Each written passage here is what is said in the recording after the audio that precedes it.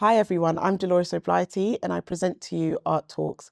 Beside me, I have the amazing artist Joshua Donkor, who is a British Ghanaian artist, and we're here to talk about his amazing work, which is all around me. So I hope you enjoy this episode. Do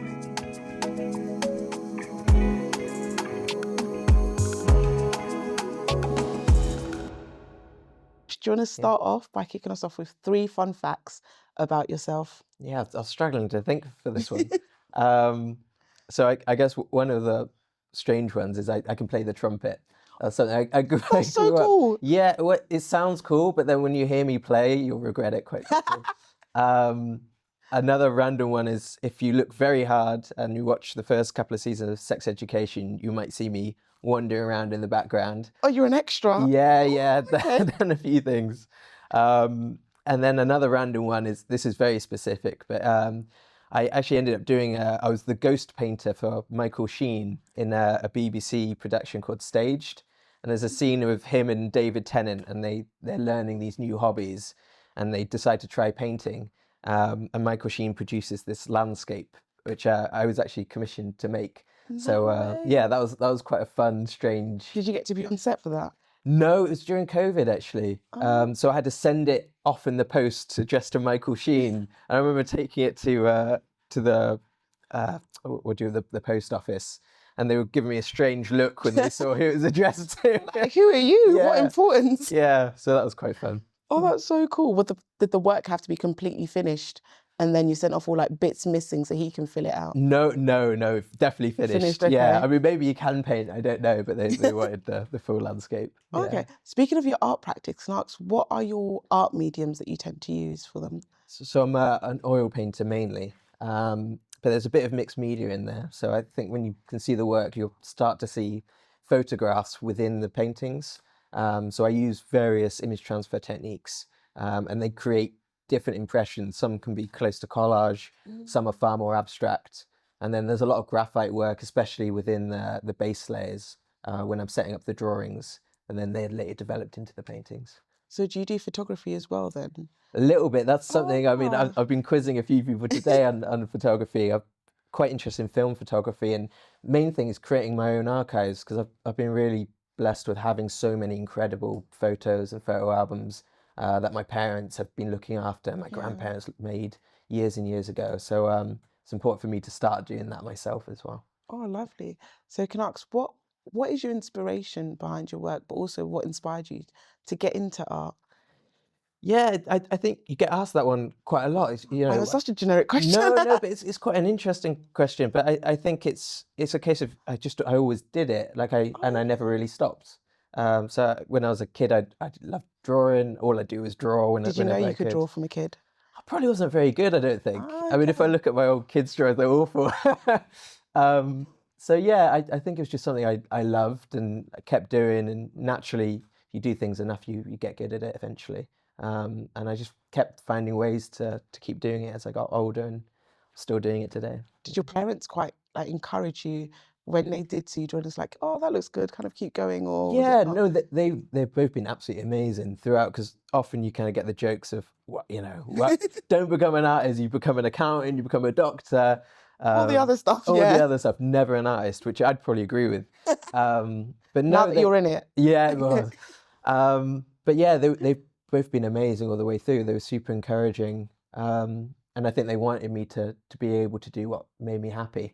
And I think they both worked and made a lot of sacrifices to enable me to do what I wanted to do with my life. So yeah, very lucky for that. My next question is kind of geared to them, so I'm like really lovely that they're in the centre of this conversation. Well, my grandma and my dad, yeah. Oh, lovely. So I was like, Artson, your work is centred around a lot of portraits around your family. Is that a specific reason why? And why is it important to you to document so much of your family? Yeah, I think a lot of my artwork is a way of kind of, I suppose, understanding myself and where I come from, my cultures, and being from both British and Ghanaian backgrounds, navigating the cultural differences and the family differences within that. So I think for me, it was a way of exploring that. And also I think celebrating a lot of the love that I've had in my life, the amazingly supportive, very different family that I have. the way that they've come together in different ways, the way my dad integrated into my mum's side of my family, my mum integrated into my dad's side of the family. I just think there are loads of really beautiful, and I think I've discovered really important stories, especially I think as the way the world is right now. I think people need to hear stories about that. And it's stories about how we can come together and how our cultures can come together and enhance our lives in different ways. So what does your family mean to you? 'Cause you've described them so, sounds like a really beautiful family and quite an open-minded family as well. Yeah. But if you were to just think of it personally for you, what does your family mean to you? Yeah, I think grew up with that mentality of, family is the most important thing. And I think that feels like a very Ghanaian thing as well. Very Ghanaian, yes. Certainly that's my dad's mentality, Nice. everything he does has to be in support. Family come first, whatever happens. And I think that's something I grew up with and have adopted. So yeah, family is everything. Okay, there was this quote that you had on one of your works that I really loved. So it says, "This scene captures a somewhat funny yet sad memory. As my grandmother speaks to Lulu in tree, while Lulu looks on, appearing pretty lost. For me, this scene captures both a longing for connection and a sense of disconnection, a feeling well known to many members of the diaspora." That whole comment, because I saw that you've got a painting of it as well. Yeah, that's the one Yeah, just behind you. Yeah. So beautiful, by the way. I was thinking, is that something that you kind of identify a lot within your community of you're present but you're not present, or you're connected but you're not connected, and does that kind of lead into your art as well? Yeah, definitely. That's really lovely way of putting it. I think a big theme in the work is this idea of liminality, of existing between two spaces. And that's certainly an experience that a lot of people that I've spoken to can really connect with. The idea of being a part of one culture and another culture, maybe of not quite fitting in, and trying to work out how you navigate that. And I think amongst a lot of members of the diaspora, when they return, whether that's returning to Ghana or other places, yeah, it's a chance to really connect with that family and that culture. But then sometimes there can be quite a few cultural and language barriers within that. So I think that's a really interesting thing to have a conversation with, and to see how people have navigated that in different ways. And moving forward in my own life, I think that's a really important thing for me. I want to be able to exist between both spaces. worlds. I love that. Yeah. So this is even off topic. Lulu seems like a funny character. What's she like now as she's grown up? Oh, amazing. I mean, very, very mature, super impressive, intelligent. Big personality. Big personality. Yeah. She's just an incredible, lovely, so wonderful lovely. person. Who's been like a sister to me throughout all my life. So yeah, I think probably a bit strange for early on getting put into all of these paintings. I'm like, Lulu's all of my family would come in and they'll be like, "Is that me?" Oh no, it shows love. I was like, he's really deeply connected with Lulu. I'm like, I was wondering what your relationship was with her, and I was like, okay, now it makes sense. It's nice, but it's lovely. I think when you have really strong connections with people, it comes through in the work, and you tend to make your best work. I think I make my best work based on the people I'm most connected to. I can feel that, and I feel like you can feel it through your images as well, which is something I really love. Your work really draws you in and makes you feel connected, like you want to know more, and you can tell there's a personal aspect to your story. Because I didn't know that this was when I first saw your work, I didn't know it was your parents or your grandparents or anything. I just saw the pictures, but it felt very warm. Yeah. So it just intrigued me, I want to know more about your work. So that's something that really comes through. I think that's really nice. I think that's probably the most exciting thing when people start seeing your work for the first time. The fact that they don't know anything about you. These could be anyone. And quite often I think that's why people connect. People project so much into these paintings. They see themselves within them. And I think if your work's doing that, then I think it's really working and connecting to people. So another thing that I've seen as well is you don't just use your family, but community. Can I ask, what does community mean to you? And also, how does community affect your work as well? Yeah, it's been an interesting journey, I think, because I think especially being in London, I think that sense of community is so vast and huge. And I think also as I've got older, I've built maybe quite a lot of community online through sort of social media and Instagram. People who've maybe come from similar backgrounds, sometimes completely different backgrounds, but who want to have these conversations based on race, identity, liminality. And I think, through that, I've built a community, I suppose, of people who are or maybe working in a similar field in similar ways, and to have people around you who get what you're trying to do, who want to have those same conversations with you, want to try and make an impact with the work they're making. That's a really exciting and wonderful It makes you space to feel be seen in. as well, like Definitely, I fit yeah. in. But another one that I wanted to ask as well, how does colour and texture play into your work? So I know like Ghanaians, we're known for like colour being loud and really, but you use colour really well, I think, in your Thank you. work. That's something that draws me in as well, because it's not always loud. It's quite muted, but it tells a Definitely, story in yeah. such a lovely way. So I just wanted to know, how does colour and texture play in your Yeah, work? lovely to hear you say that, because yeah, I think I do use quite a muted color palette. Yeah, Like, I think the work's quite bright and vibrant, but I think there's hopefully a subtlety to it, yeah, and that's really important for me. I mean, in terms of sort of colors and textures, that tends to just naturally be within the context of the pieces I'm making. mm, Just because if I'm painting a scene, so for instance, the painting behind you, it's full of this mismatch of Ghanaian yeah, objects, British objects. There might be some kente cloth within the frame of a scene. yeah, So you tend to have these moments of color within that, and that tells a story in itself. So as soon as I see or can think of a composition where you can bring in those elements that are subtle enough that allow those moments to stand out, then yeah. I think that works really well. So that's something you really hit on, because that's something that I do see a lot in your work. There is a subtleness in color, but there is such a vibrancy and especially facial expression Mm, sometimes in your work, or like a certain mood that you yeah, create within your work with the palettes. And I really, really, really love that. That's something that really drew me into your thank work you. as well. Like, I don't think I'm a bright colored person, Yeah, but I think the power of color, you can like use it in different ways to tell different stories. And I feel like you do it definitely. so well. So onto fashion side. I just wanted to know, what is your personal style? What would Oh, you say your personal style is? this is a hard one. I think I've probably just started to find it. I think there's probably I think my girlfriend described it quite well, which was chaotic but with a splash of color, and I quite That's like nice. that. Yeah, I quite like that. That seemed appropriate. What's the chaotic Yeah, side then? just I think I'll kind of just chuck anything on.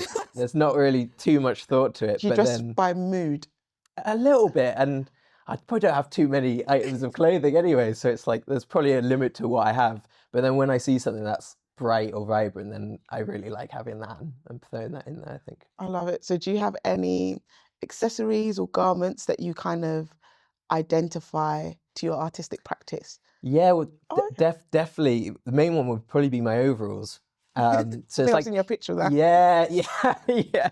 I think every time anyone comes to the street, that's all I'm going to be wearing. Okay, that's your uniform. That's my uniform, Yeah. exactly, and I think that's quite nice. So you put that on, and you're at work, and also that they end up becoming weirdly beautiful because I mean you probably shouldn't do this, but I'm quite a messy painter. So as I'm painting, I'll be wiping the brush off on my overalls.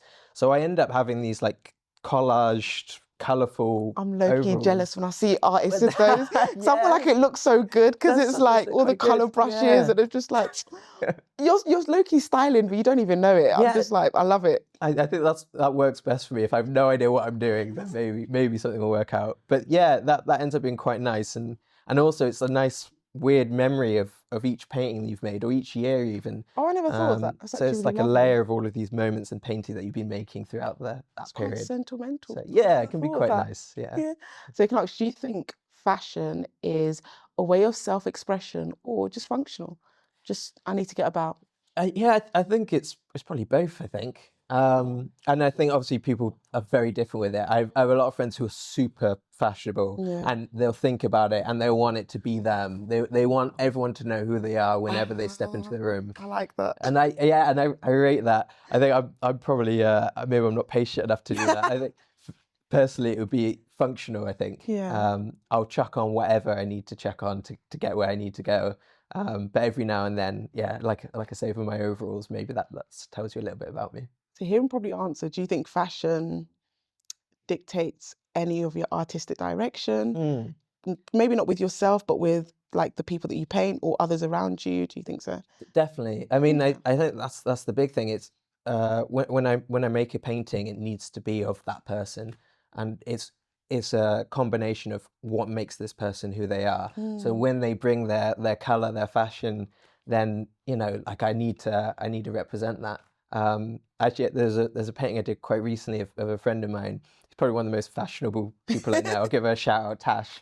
I can't wait to see it. Hopefully you post it. But I remember she came and visited me when I did a residency in Rome, Oh, and she was nice. dressed in this just absolutely amazing kind of silk dress with this blue and pink center.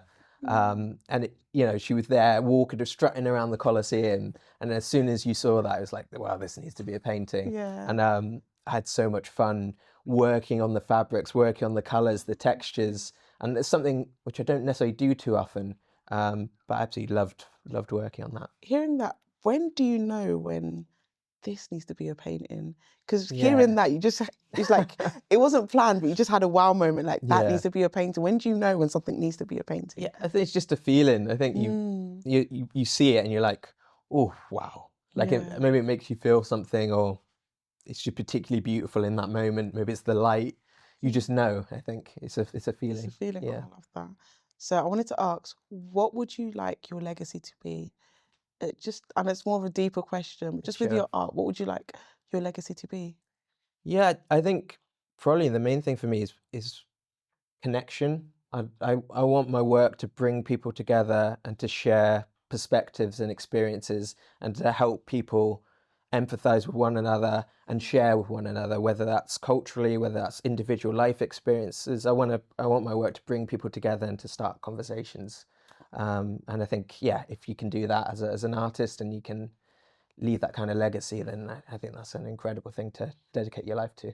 That's definitely incredible. As I said, I'm such a fan of your work, and everything you've spoken about is like I could see it in your work. So it's really lovely to hear like you expand on it. So yeah, lovely. And then finally, 2 last questions from me, if you have any. Sure. This might be a bit of a cheeky one, but can I keep this? I'll think about it. I'll really think about it. Don't worry. And then, I guess the other one was, I was kind of curious, does your own sort of culture go into how you think about creating pieces of like beautiful clothing? Like, how do you come up with ideas and what are you trying to capture within that? Because I suppose it seems like quite an artistic field to be in as well. So I'm curious, what's your process like? So I think my process tends to be a bit more personal in the sense of I like stories. I like hearing. That's why I'm really enjoying the conversation I'm having because I get to hear so many of your stories. So I always start off with what story am I trying to tell? What do I want to tell? I want the juxtaposition of maybe good and bad, of like maybe something negative that happened, but there's always like an uplifting or something positive to mix in there. And then once I get the story, I think, what do I want my color palette to be? And I know it sounds weird, but I want people to feel how I feel when I want to tell that story. Yeah. So I always think of my color palette of what do I want people to feel when they put that color on or when they see it? And then it just leads from there. And I think identity-wise,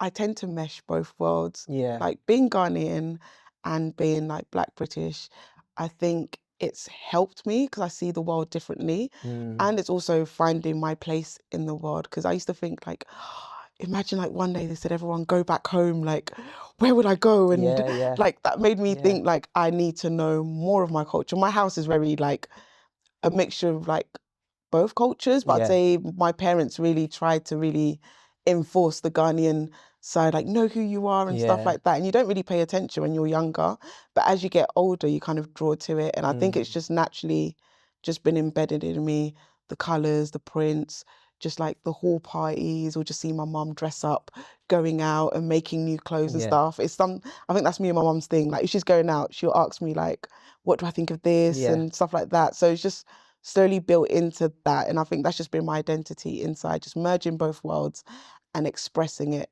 and seeing what people think. Because I think when I went to Ghana and I showed like a design of my work, and he was like, oh, this is very British. I was like, what, with all the colours and everything? He's like, yeah, but it was like, it doesn't feel Ghanaian. But if I show someone here, they're like, they can feel the Ghanaian. So I'm always just like, where? So I think I'm a nice, in between worlds. I feel like I'm a nice mixture of both. So I try to present myself, but just in an artistic form. If that makes sense. I hope that makes sense. Yeah, definitely. Yeah. And obviously, so a lot of your love for it comes from your mum then? Fashion. Yeah, probably. Yeah. I'd give her that, you know. My love for fashion definitely.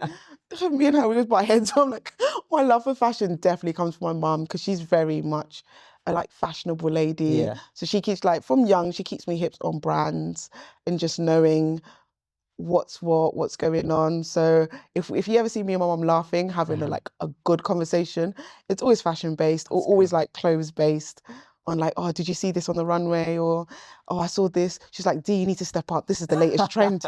I'm like, what? I work in the industry. She's like, yeah, but your eyes are not open. You don't know fashion. I'm like, okay. But yeah, she definitely keeps me hip on what's going on in Ghana as well. So, because That's I useful. don't really know what's going on. So she was like, you don't know what's in vogue. I'm like, oh. And then she tells me like what's going on in Ghana and stuff, what's the latest cloth and stuff like that. I'm like, oh, okay then. Yeah, some useful advice in there then. Yeah. She comes in clutch. I'll give her that. She comes in clutch. But yeah, no, thank you so much, Josh. It's been such a pleasure having It's you. been a pleasure. The conversation's been amazing, and I really hope you enjoy watching it back. Yeah. Thank you. All right.